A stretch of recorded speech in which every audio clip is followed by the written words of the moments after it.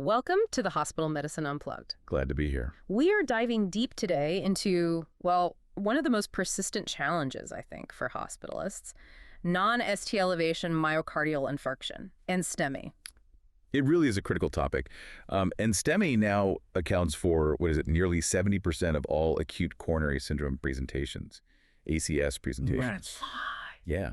And for those of us managing acutely ill patients, on the floor, the challenge isn't just seeing an elevated troponin. Right. The real mission, the core task, is understanding the why, the etiology behind that elevation. Yeah. Because, well, that understanding drives absolutely critical decisions, life-saving ones. Exactly. So our mission for this deep dive is really to pull out the most important knowledge nuggets about NSTEMI. Specifically, we need to focus on differentiating type 1 and type 2 NSTEMI in our hospitalized patients. And that distinction, it's not academic, it's paramount. It mandates completely different management strategies, and it predicts fundamentally different outcomes long-term. We should probably start with the context. The latest guidelines, right? The fifth universal definition of MI from 2022. Yes, exactly. So the definition of NSTEMI itself is acute myocardial ischemia. You need evidence, typically a rise and/or fall in cardiac troponin above the 99th percentile. But crucially, without persistent ST segment elevation on the ECG. That's the NS part. Precisely. And the real innovation in this latest definition is that strict separation of MI types based on the underlying cause, the etiology. And looking through the sources, I was really struck by how high the stakes are for getting this classification right. Type 1 NSTEMI, that's the acute atherothrombotic event. The classic heart attack pathway. Right.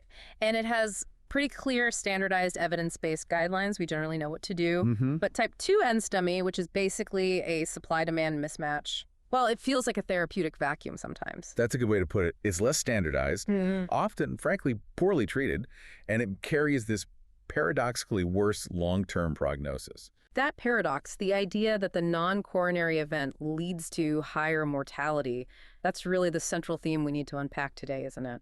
Absolutely. Accurate classification isn't just paperwork. It's essential for the hospitalist making those initial therapy decisions in the first few hours. Okay, let's dive in then. Let's formally define this core pathophysiological divide. Starting with type 1 NSTEMI, the primary coronary event. What's the mechanism? What's actually happening in the artery? So type 1 NSTEMI is, as you said, the classic ACS picture. The mechanism is an acute atherothrombotic event. Fundamentally, it's a structural failure of an atherosclerotic plaque in a coronary artery. Usually plaque rupture. Most commonly, yes, plaque rupture. But it can also be plaque erosion or even fissuring. When that plaque surface breaks down, it exposes highly thrombogenic material, the lipid core, collagen to the flowing blood. And that exposure kicks off a cascade, right? Platelet aggregation, thrombus formation. Exactly. A clot starts to form. In NSTEMI specifically, that thrombus is usually partially occlusive. It doesn't completely block the artery like in a STEMI. Which leads to ischemia mainly in the subendocardium, the inner layer of the heart muscle. Precisely. It's furthest from the blood supply. We confirm this diagnosis when we see that required rise and/or fall in cardiac troponin, plus clinical evidence of ischemia chest pain, ECG changes, imaging findings. Now, you mentioned rupture is common, but the latest imaging data suggests erosion, and even these things called calcific nodules are significant players too.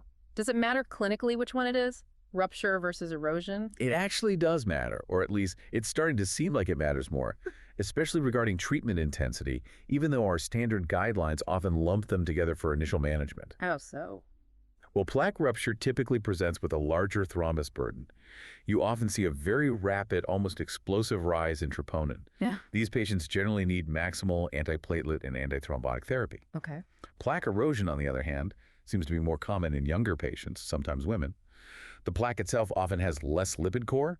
The troponin kinetics might be less aggressive. And there's some emerging data, mostly from imaging studies, suggesting that these erosion-based events might respond just as well to aggressive antithrombotic therapy alone, without necessarily needing immediate stenting. It changes the risk calculation a bit when planning an invasive strategy. So type 1 is fundamentally a primary coronary event, a structural failure inside the artery. If that's the plumbing problem, then type 2 NSTEMI is, as we sort of framed it earlier, the environmental problem. It's systemic stress causing a mismatch between oxygen supply and demand for the heart muscle. That's the absolute key differentiator. Type 2 is secondary to this imbalance. And crucially, this imbalance is not caused by an acute atherothrombotic event. There's no plaque, rupture, or erosion happening at that moment. Exactly. If there's underlying coronary artery disease, the plaque is generally stable. It's not the acute culprit causing the troponin rise. And the triggers are incredibly varied. Oh. On the supply reduction side, what are common examples we see in the hospital?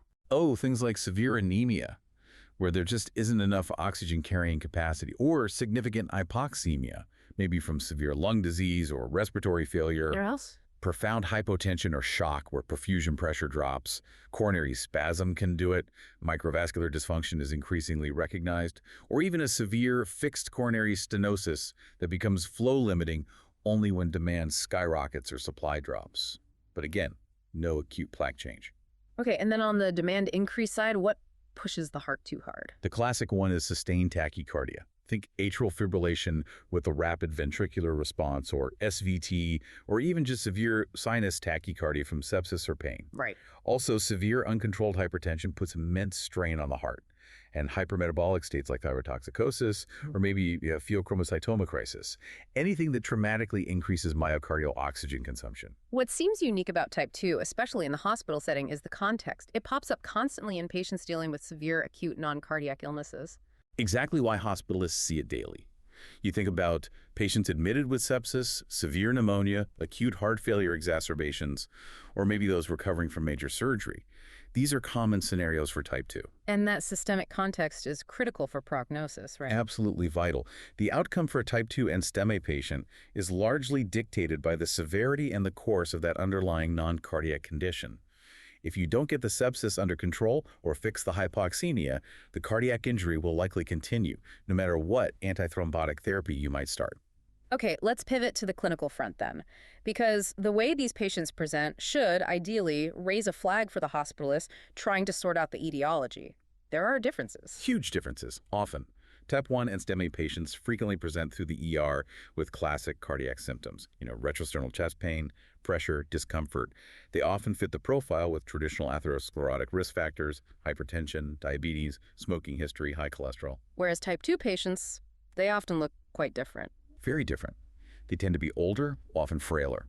They carry a heavier burden of comorbidities, think established heart failure, chronic kidney disease, CKD, atrial fibrillation. Like their symptoms. Much more likely to be atypical, dominated by things like dyspnea, sudden worsening fatigue, maybe syncope, or even delirium, especially if the underlying illness, like sepsis, is severe. That classic chest pain description is often completely absent.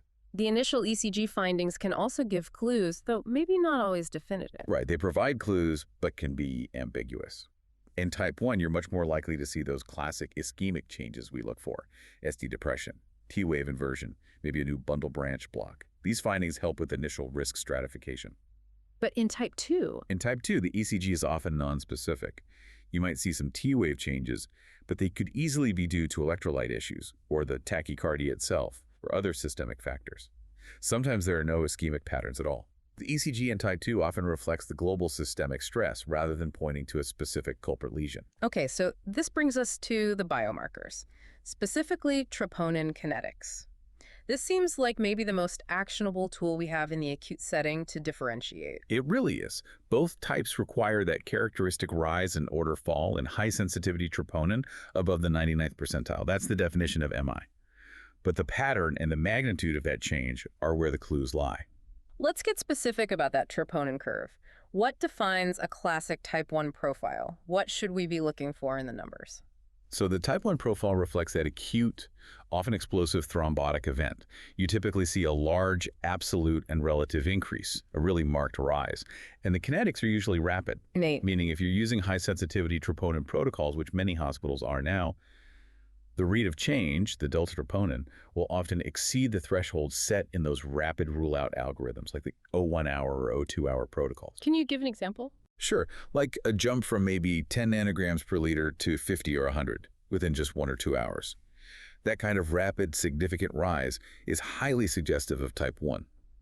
It tends to peak fairly quickly and then fall relatively quickly once the thrombotic process is addressed or stabilizes. Okay, contrast that with type 2 and STEMI. You used the analogy earlier of a chronic leak under acute stress. I think that captures it well. In type 2, the troponin peak is usually more modest, often lower absolute values compared to a typical type 1, and the delta, the change over time, is often much smaller, or the rise is very gradual, sort of creeping up. So less dynamic. Exactly. It often presents as a more prolonged elevation pattern without that sharp peak and subsequent sharp fall. This reflects that ongoing sustained myocardial stress or maybe low-grade injury due to the underlying condition, like ongoing sepsis or prolonged tachycardia. And we have to be careful with CKD patients here too, right? Absolutely. Patients with chronic kidney disease often have a chronically elevated baseline troponin to begin with. So in those patients, the rise and fall might just be a slight, sustained increase above their known baseline. Detecting that requires knowing the baseline or observing the trend over several hours. Are there any other biomarker tricks? I feel like I remember discussion about CKMB potentially being helpful. Yes, it's a secondary point, but potentially useful. Yeah.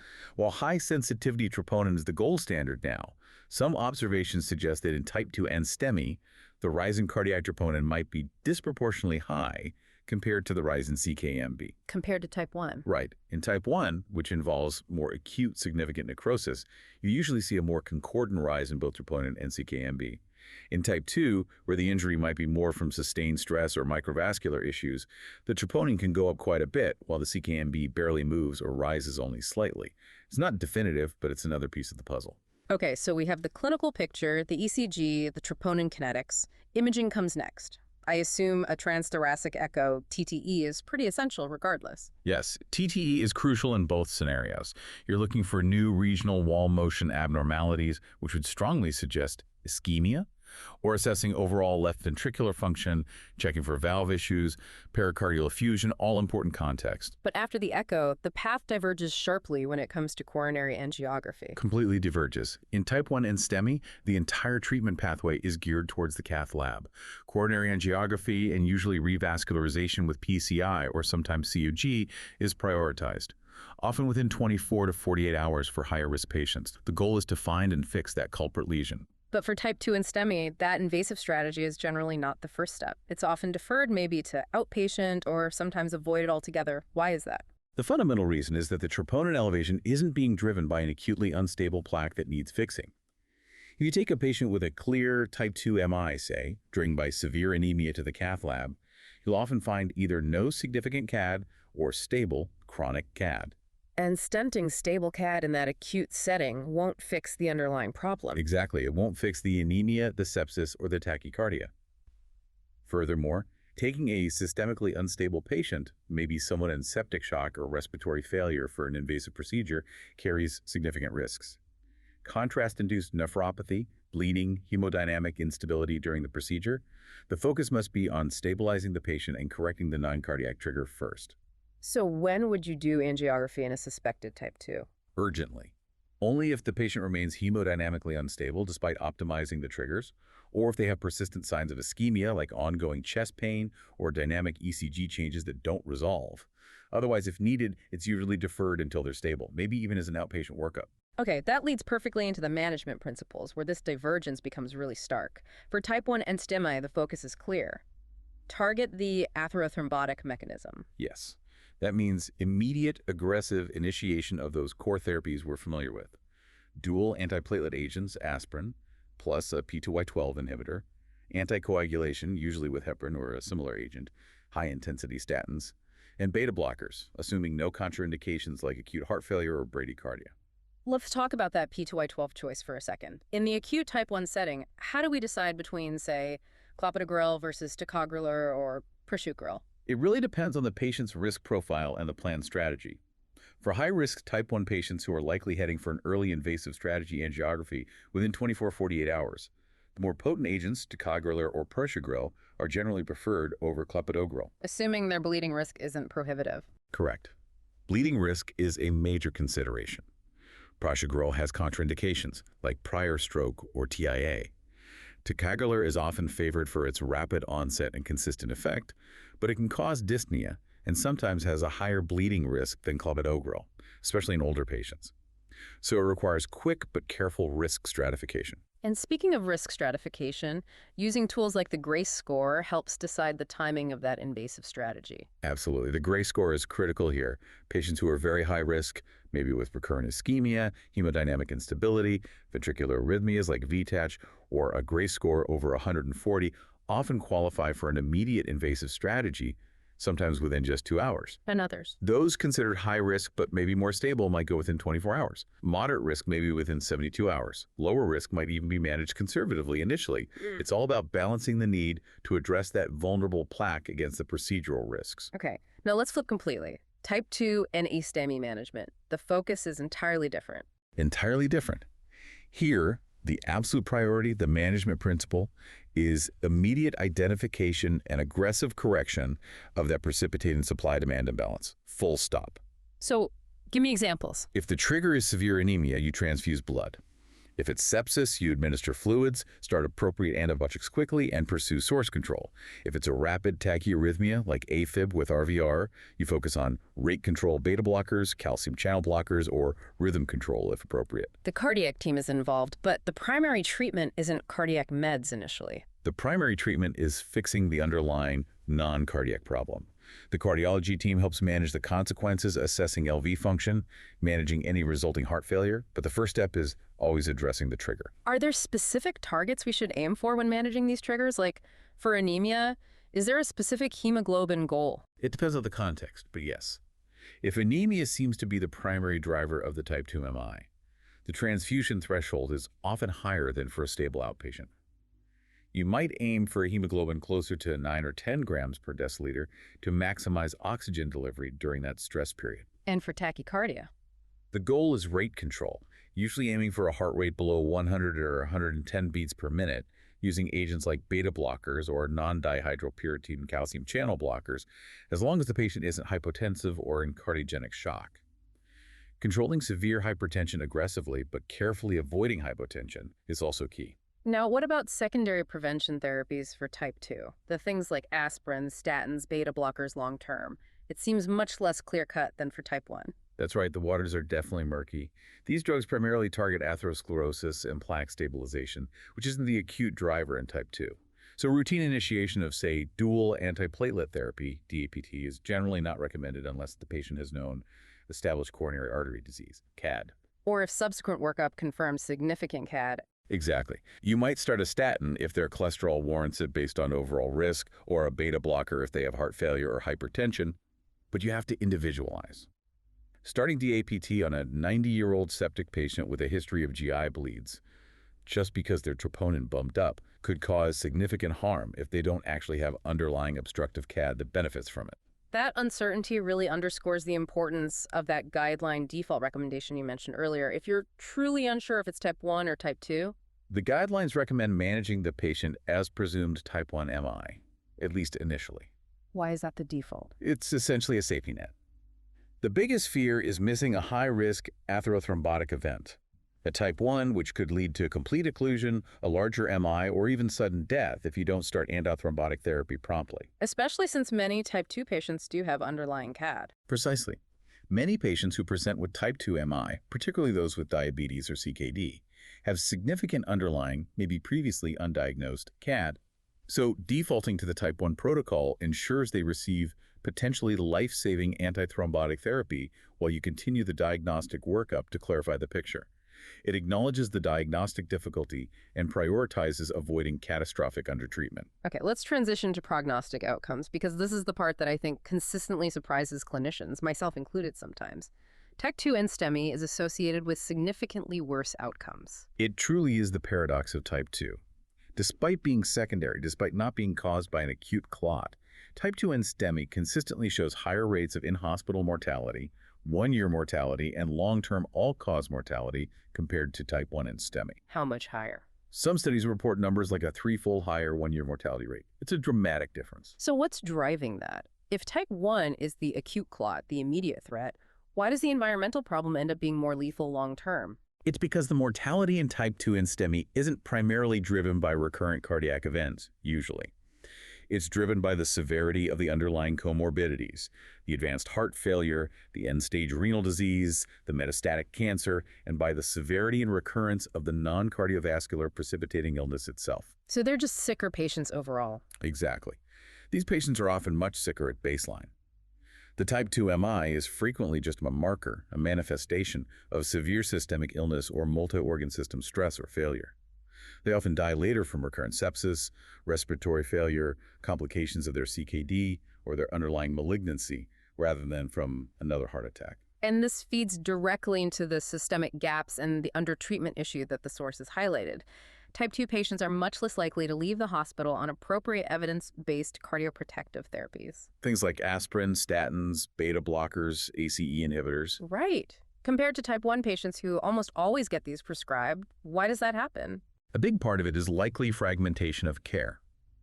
If a patient has a type 2 NSTEMI while admitted to, say, a general medicine ward for pneumonia or a surgical service after an operation. The primary focus is on the pneumonia or the post-op recovery. Right. The troponin elevation might be viewed almost as an expected consequence of the stress, rather than an independent marker of cardiovascular risk that requires specific secondary prevention planning for discharge. The primary team manages the main issue, and the cardiac aspect, especially long-term prevention, can get overlooked or deferred, particularly if the patient doesn't have a clear pre-existing diagnosis of CAD. And the lack of standardized hospital protocols, specifically for type 2 NSTEMI, probably contributes too, leading to variability in how these patients are managed across different services or institutions. Absolutely. That lack of standardization contributes to treatment variability and likely plays a role in those worse long-term outcomes. Which brings us back to the gray zone of diagnosis. One of the biggest challenges, it seems, is differentiating type 2 NSTEMI from what's just called non-ischemic myocardial injury. Both cause troponin elevation in sick patients. That distinction is incredibly difficult in practice. Take a patient in septic shock. They're hypotensive, maybe tachycardic. They have circulating cytokines causing direct myocardial depression. Their troponin will almost certainly be elevated. So is that type 2 MI, meaning there was actual ischemic necrosis happening due to the supply-demand mismatch? Or is it just myocardial injury, troponin leakage from severe systemic stress without true focal ischemia? The biomarker patterns themselves often completely overlap. It can be impossible to tell just from the troponin level. So how does the official definition try to separate them? The key differentiating factor, according to the 5th universal definition, is supposed to be evidence of ischemia. So if that septic patient also has, say, new ST depression on their ECG, or develops a new regional wall motion abnormality on an echo, then you'd label it type 2 MI. And if the only finding is the elevated troponin without any other clinical ECG or imaging evidence suggesting ischemia, then it should technically be labeled as myocardial injury. Yeah. But the problem is, in a critically ill patient who might be intubated, sedated, or delirious, getting clear clinical evidence like chest pain symptoms is often impossible. And ECG changes can be nonspecific. Which explains why misclassification is probably common. Those non-specific ECG findings or modest troponin bumps can lead to labeling it as an MI and maybe triggering unnecessary cardiac workups if the underlying non-cardiac trigger isn't recognized as the primary driver. Definitely. And this is compounded by inter-observer variability. Studies have shown that even when experienced clinicians use the standardized criteria, their agreement on classifying MI subtypes, especially distinguishing type 2 from injury, is only moderate at best. So there's still a lot of clinical judgment involved. A huge amount. You're trying to synthesize often conflicting data points, the troponin trend, the ECG, the echo, the overall clinical picture, the severity of the underlying illness to arrive at the most likely pathophysiological conclusion. It's challenging. Okay, let's pivot now to some special considerations for particularly complex hospitalized patients. These are the groups where diagnosis and management get even trickier, starting with elderly patients. Right. The elderly are, first, highly susceptible to type 2 MI because they often have less physiological reserve and more comorbidities. Second, their presentation is frequently atypical. We touched on this less chest pain, more things like dyspnea, confusion. Exactly. Acute delirium, profound fatigue, sudden shortness of breath. The hospitalist needs a really high index of suspicion for underlying ischemia in an elderly patient presenting with these non-specific symptoms, especially if there's an acute illness present. And what about managing them if they do have a clear type 1 NSTEMI? We use standard strategies, but they need significant individualization, right? Massive individualization. Frailty is a huge factor. Bleeding risk is generally much higher.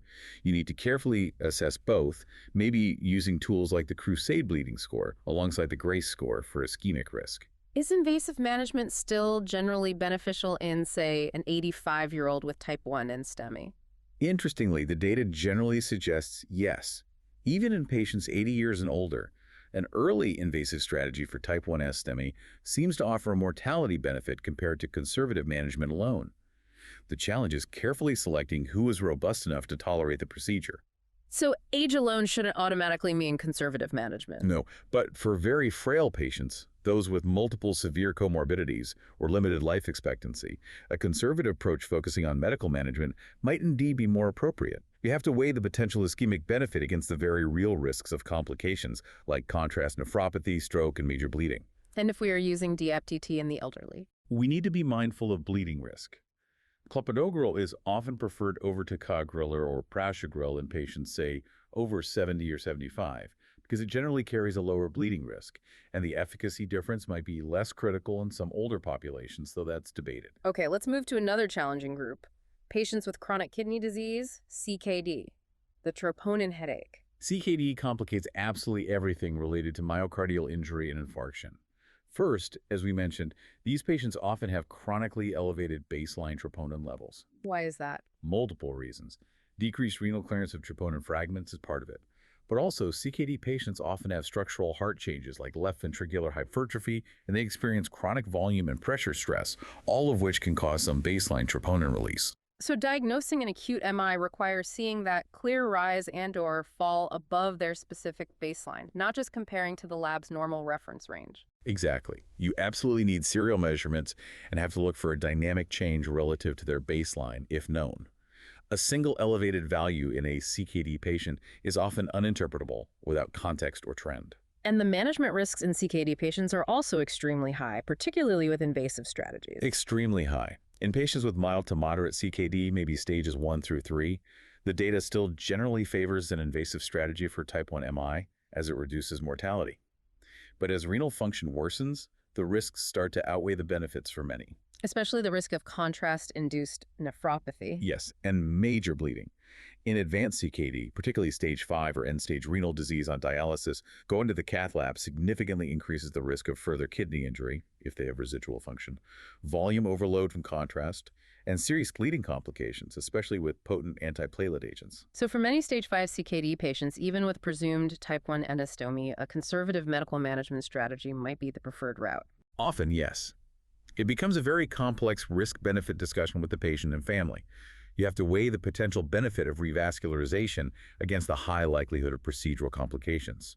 We know that renal function itself is a powerful independent predictor of mortality. Outcomes are worse for both MI types and CKD patients, largely due to the systemic uremic environment and associated comorbidities.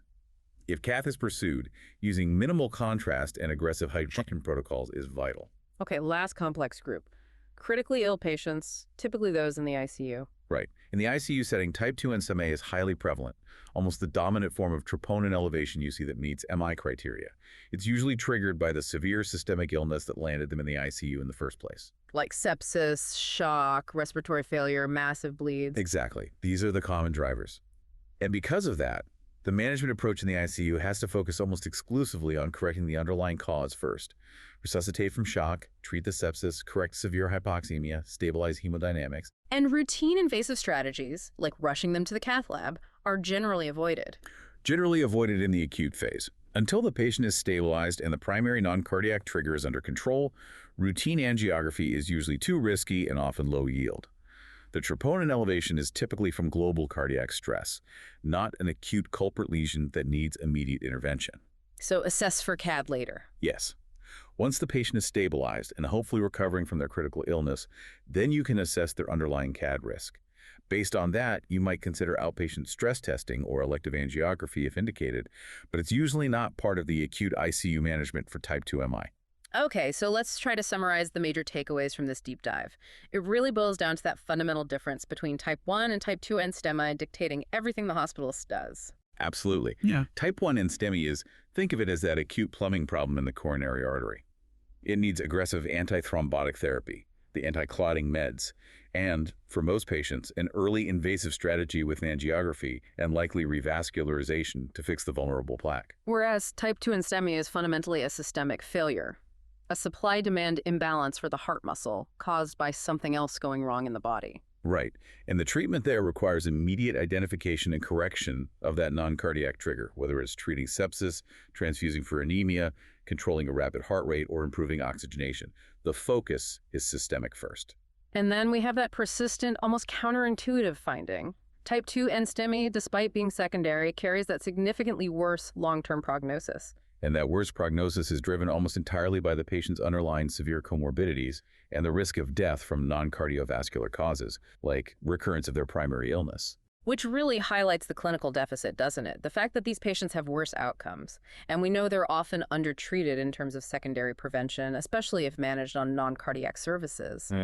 It points to a need for change. It really does. Given those persistently worse outcomes, the documented undertreatment, the field has to grapple with a crucial question, I think. Which is? Well, the current approach often relies on that safety net defaulting to type 1 management when uncertain. And that highlights the therapeutic vacuum that exists for specifically managing type 2 MI and its long-term implications. So the provocative thought for our listeners, for us as hospitalists, might be this. Can we develop and implement more standardized, perhaps multidisciplinary care pathways specifically for type 2 NSTEMI patients? Pathways that focus not just on the acute trigger correction, but also on systematic assessment of underlying CAD risk and tailored secondary prevention strategies, even when these patients are primarily on non-cardiac wards. Could doing that, creating a more structured approach, finally help bridge that significant mortality gap we continue to see between type 1 and type 2 NSTEMI? Moving beyond just getting the initial classification right and actually creating proactive, longitudinal, systematic care plans for this very high-risk type 2 patient population. That seems like the next major challenge and opportunity in hospital-based cardiology and medicine.